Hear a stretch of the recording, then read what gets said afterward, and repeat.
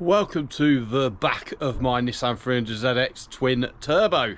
Under here is the access to the fuel pump hanger, because if you check out one of my previous videos, a few months back I had an issue with the fuel pump basically not running, and when the recovery came to collect the vehicle it had fixed itself, and when it's fixed itself you can't diagnose what's wrong with it. It did it again a couple of weeks ago and it was a bit more conclusive. Give this a knock and it started. So the fuel pump is knackered, so I need to get it out. So what we've got here is we've got some 8mm bolts. We did have one there, get to that in a minute, and they're very rusted and rounded, so I've borrowed a 6-point socket and that one's sheared, so I've WD-40'd the crap out of them and we're going to try them again and hopefully no more will shear off. But first things first, we are gonna disconnect this so it doesn't try, you know, running on us or something or another while we're working on it. So yeah, that's disconnected, and next we're going to open up this and take this out and let off any pressure that might be in the fuel tank, like so. So next we're going to take off the fuel lines, one here, one there. Basically the fuel pump pumps it round in a loop round to the engine bay, and then the fuel pressure regulator takes what it needs and it sends it to the injectors. So there will be some fuel in here even if you run out of fuel by turning the fuel pump off, because the fuel pump won't be pumping the fuel round and it will still be in the line. So this one's got a screw on it, which is a Phillips, and that one's got a flathead screw on it, just because.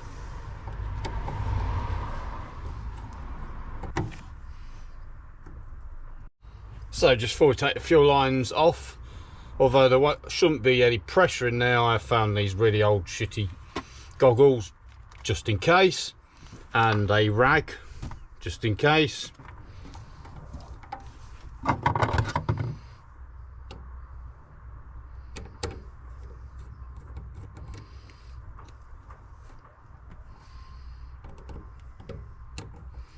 These, by the way, are not the standard Jubilee clips that come on. You get some of the sort of plier ones what you can pull back.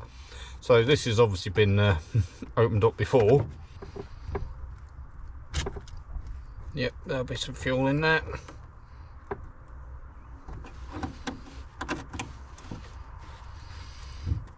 Smells lovely. Bottle that up and I'm going to send that to Greta. So for the tip, this thingy is this Jubilee clip's gonna get right in the bloody way and don't want to go under there. So just put it down there. And this is the one that's gonna be really fun. So we'll just try giving it a little wiggle with some pliers gently. Hopefully loosen it up a bit. Probably.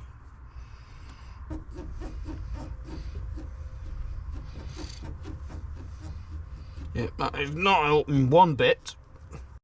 So yeah, managed to push that off, and a little bit more of car wheel came out. Just put that off to the side, make sure it doesn't go underneath because you'll never find it again. So the next thing to do is get these 5 of the 6 remaining not broken. Yeah, that's supposed to be in there. Is to get these 5 bolts out, because yeah, that one's already broken. Hopefully when I get this up, make sure there's no crap in there, hopefully when I get this up I'll be able to get the pliers on either the top or the bottom of that and get it out. Otherwise we're gonna have to come up with a plan B. But yeah, what I've got here is a 6-point socket, so because normal these days are the 12 points and they just slip round, so this should grip better, hopefully it says. So what we're going to do is we're going to put it on top of the thing, and then just going to give it a little bit of a tap with those. We WD-40'd it a few times, so hopefully what'll happen is it'll come off without shearing the bolt, hopefully. get the ratchet to go into the socket. So all we have to do is we're going to have to, yeah, that's stuck on now. So we're going to get the ratchet in here somehow. Like so, and hopefully it's going to come off easily. Oh, it's moving, but hopefully it's not going to break.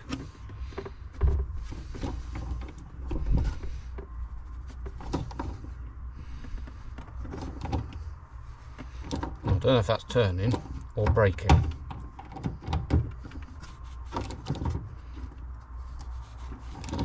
And we're hoping it's turning.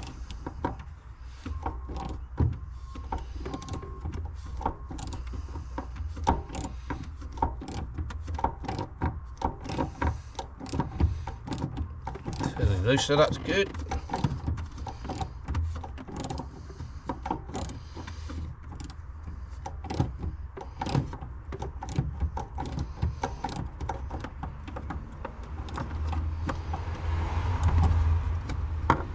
No, it's not feeling right, although it feels like it is.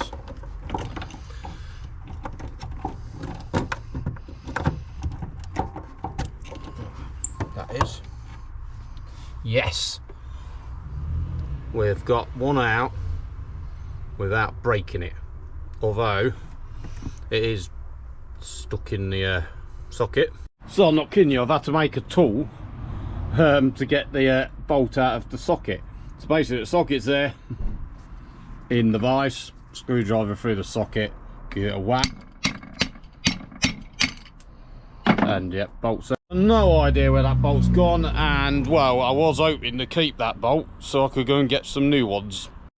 So this one down here can't get the socket on it, so what we're going to have to do as a temporary measure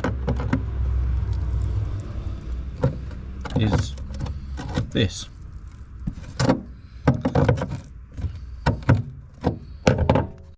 So yeah, temporarily, yeah, whatever, just bent up this bit of metal here, which means that flat won't go back on, but we can bend it down afterwards so that I could get the socket on and the ratchet on the socket. And before you ask, have you not got an 8mm spanner? Yeah, but it just kind of slips round on the rusty bolt, hence why we got the 6mm socket. So on the plus side, it's the only bolt that actually came out of the socket without having to put it in the vise. Yes, you did hear that correct. Every single other bolt had to go in the vise to come out of the socket. So, should be free now.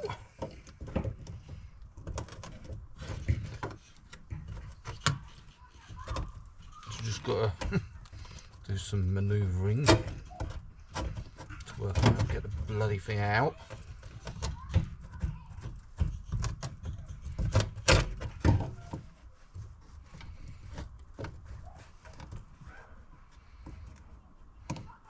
Going to put that over there.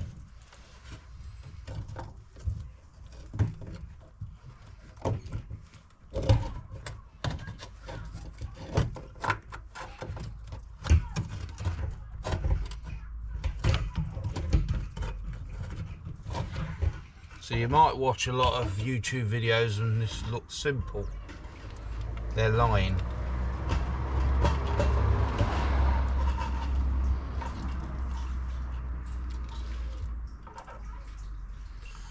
Gonna let that sock drip in there for a bit. So we're gonna put this in here, make sure nothing falls in there, and just to be double sure, we're gonna close this up as well. So yep, that is a stock fuel pump. Can tell because it's still got these original bracket holder things on here. The aftermarket ones don't have this bit, they kind of just go there and you have to kind of work your own way of holding it in. So this is what I brought. It's a Walbro 255 litres per hour fuel pump. Brought it from Driftworks. Comes with its own plug, which is different to the stock because the stock is clamped on here, and the same thing underneath that rubber protector. Comes with its own sleeve. Clearly that's a different size to that. Comes with a brand new sock, which is good because that one's old, 30 years old, probably dirty. Comes with a bit of a hose, which is good because it's smaller than this stock one, which means it's going to have to sit further down here for this to be at the same position. Otherwise, if this is further up, that'll say I've got fuel and the fuel pump will be up here and it won't be able to reach it. So yeah, we can put that in there to extend that. That's good. It even comes with a couple of Jubilee clamps for that purpose. Then the piece de resistance, brand new Walbro 255 fuel pump. Look at the difference in size. So to remove the existing original OEM fuel pump, got to take these little clippy things out of here, like so.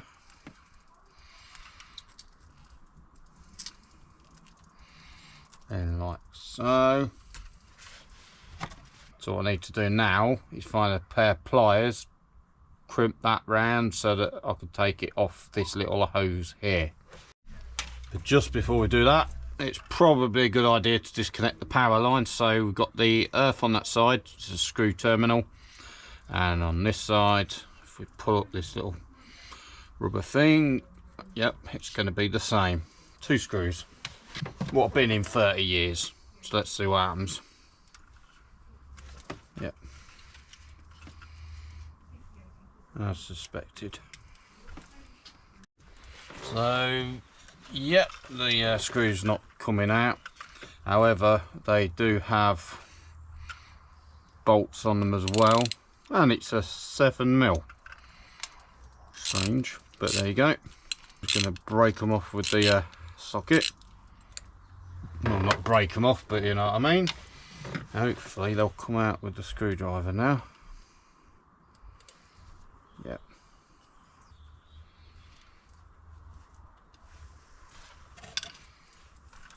It should come off. Yep.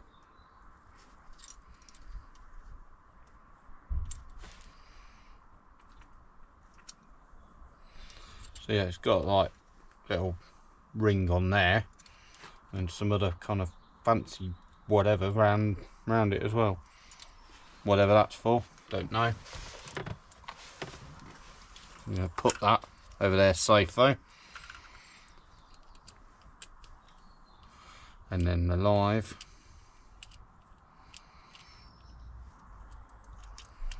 So yeah, that's that. It's off. And that one doesn't have a little fancy bit on it. So what you need for this is some needle nose pliers, which I don't have. But I've got these big bad boys here, so I'll try them. Yeah, so what we've done is we've clamped it, pulled it up there. So now this hose now's not clamped on. And we're going to bend these little geezers around here. And theoretically, the only thing holding the fuel pump in is that bit of pipe. So we pull that bit of pipe off the fuel pump, like so. Not. And there we are, the fuel pump, along with its sock, is off. So we've got the hanger. We've still got to get the rest of that off, which will be the same thing. Clamp that, pull it down, struggle to get it off. Remove the original one down there. Good job we put that lid there. Put that in the spares box thing over there. And same again. In the spares. Over there somewhere. And this little bit of hose will come off. And well, there's nothing wrong with it, we're going to keep it as a spare. So what we got here is a new bit of hose, which is a bit longer, which we've cut to length so that when it's on here and the new pump's on, the sock is going to sit where the old sock sat. Yeah, try saying that. So that the bottom of the fuel pump sock is in line with the float, so that the car can't think that I've got fuel when the fuel pump can't reach the fuel. So that's got to go back on there, which is going to be interesting. So put that on, which went on a lot easier than I thought it was going to.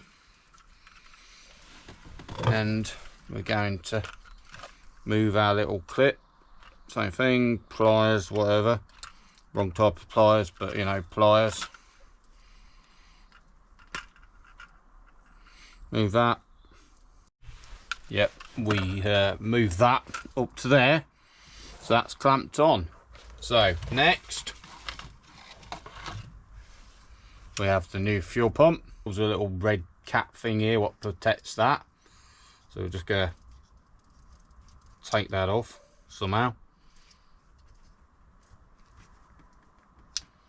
Not entirely sure how somehow is, but it's coming off like that. And then that can go on there. So it got dark, so we've reconvened in the daylight.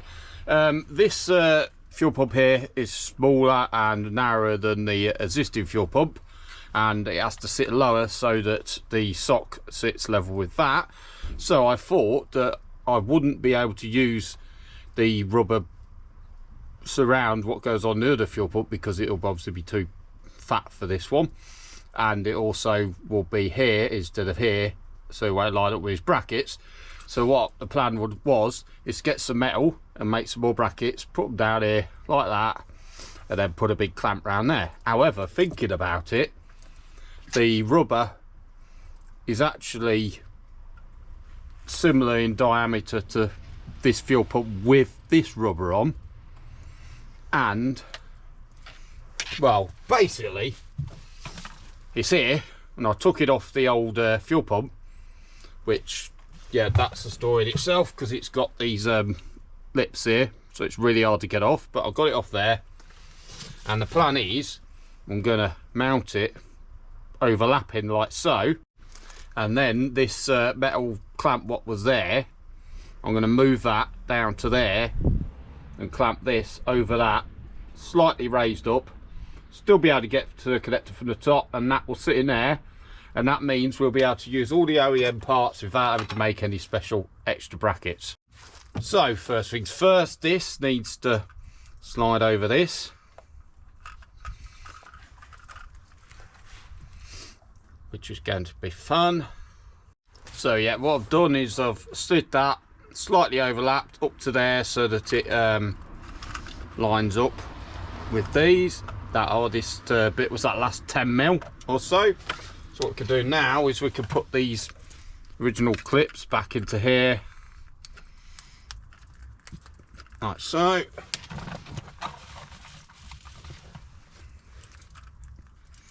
And back into here.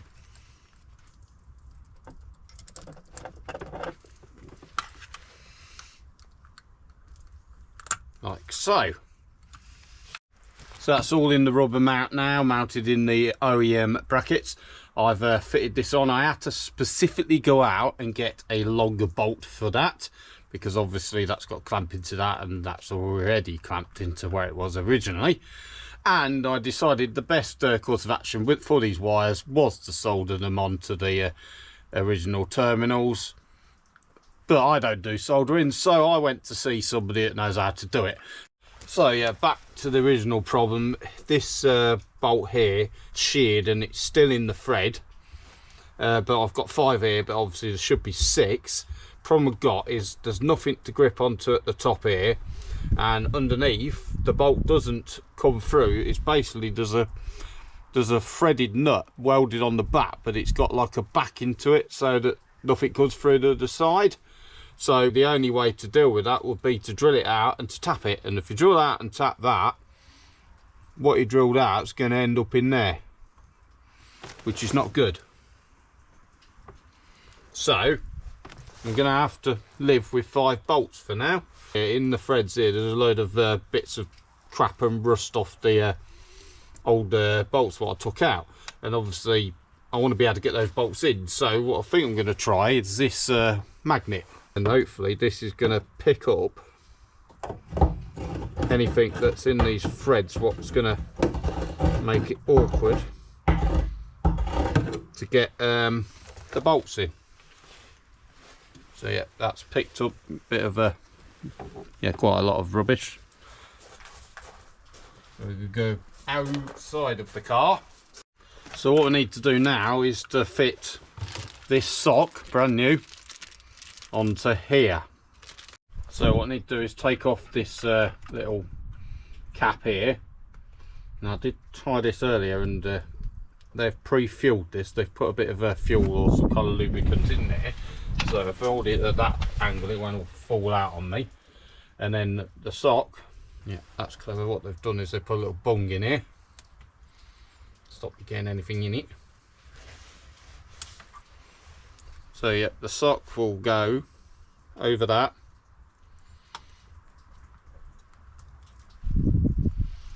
and over that, press down onto there, and then I've got this little clip thing here which has to go over the little white bit there, for which I have brought a tool. And you probably need some kind of tool to get it out of the packaging. Let's that come out like that. Yep, whatever. Yep, that will go over there, allegedly. So yeah, press it down with them, and we should be good to go in there.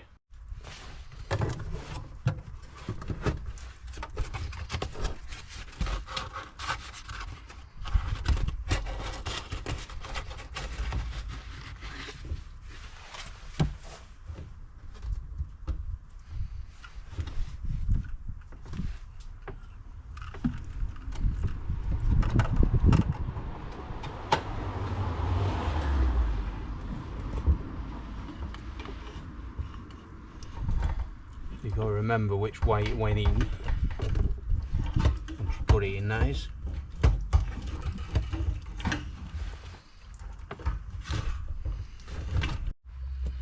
So problem is basically there's a divider there. This side here is the reserve tank, and that's the main tank. The fuel pump stock here needs to sit in the reserve tank, and it basically was in between them, so it will go down. But hopefully now I've twisted it round, which involved undoing that, and trying to blooming move that round inside there. It should hopefully sit in the right place and not catch, hopefully. Probably, we'll find out.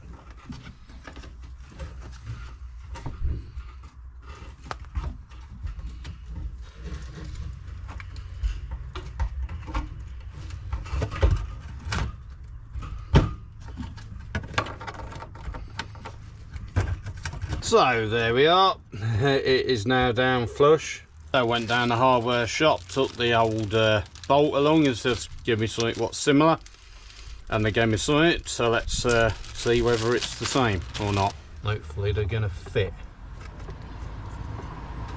otherwise we're screwed. Well, yep, it fits and it goes all the way in, because obviously before I took this out, and I got these bolts before I took this out, I didn't realise there was a cap on the back, but luckily they're not too long and they still go in.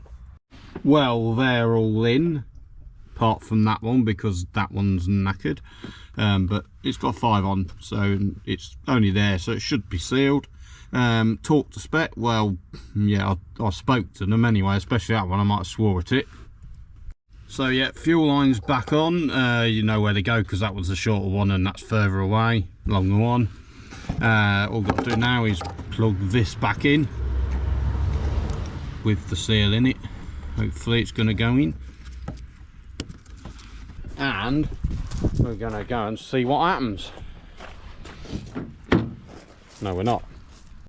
So yeah, this door unlocks from the outside of my car. This door, I have to unlock it from the inside.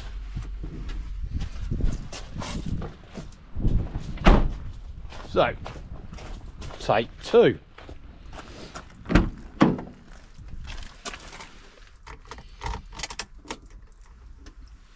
Right. Don't know if that purged or not. So when we try to start it, it's going to go over a few times, I think, because there'll be no fuel in the fuel lines. And started. That's good. Fuel gauge is reading pretty much nothing, which is what was in there before, so that's good. So we're just going to keep an eye on here and make sure no car wee comes out. So just got back from a test drive, didn't get to push it because well, let's face it, it's caking it down and didn't want to end up doing any drifting. However, if you do want to see some drifting, please check out my Jap Show 2023 video at Santa Pod, because there's plenty of drifting in that. The car itself, it drove a lot smoother than it drove before with the old fuel pump, so clearly it's been on the way out for quite some time. Yeah, in fact, when I drove the car the night before it's conked out, I did notice that the around this area here, the transmission tunnel was getting rather warm, and in hindsight that will be because the cats are underneath there, and if the fuel pump wasn't delivering enough fuel, the car would run lean, which would cause detonation, which basically causes you to get like a lot of heat around the cat area. And I also did have a bit of a rough idle. So numbers wise, the OEM fuel pump is good for 600 brake horsepower. But obviously that car doesn't have 600 brake horsepower. At the factory, these put out just under 300 brake horsepower on the twin turbo. Mine's got a front mounted intercooler, and I've got a air intake and resonator delete on the exhaust, so I'm probably somewhere between 350. Driftworks, when they sold me the Walbro 255 pump, they said that pump is good for around 400 plus horsepower. They've tested it over 400 horsepower in a car, so yeah, it's good enough for that car. Walbro does offer a bigger fuel pump than the 255, which is good enough for like at least 700 brake horsepower. However, it's not recommended by Walbro to put that in a car that's less than 500 brake horsepower, possibly because the fuel lines and the ejectors and the electronics for the fuel pump will probably need to be uprated, otherwise you'll probably end up overwhelming them with the extra powerful fuel pump. So money wise, when I knew I needed a fuel pump, gave Nissan a ring, and they said, well, fuel pump for the twin turbo, that will cost you £375 plus the VAT, except we don't make it anymore and we can't get it and we haven't got any. So I had a look online. Concept Z in the States, you can get an OEM twin turbo fuel pump. It's on a kind of back order, first come first serve, you know, get it when you get it. $500 US plus the shipping to the UK, plus the import duty, plus the VAT. Yeah, that's probably like well over 600 quid. No thank you. So you could buy a second-hand fuel pump, but let's face it, that's also 30 years old like mine, so that's probably going to fail soon as well. So the only real option is to put a uprated aftermarket fuel pump in. Obviously the Walbro 255 came recommended, and the price for that pump from Driftworks was £75 and then about £4 shipping. So there you have it. So if you found this useful, please like, comment, subscribe. See you in the next one. Thank you for watching.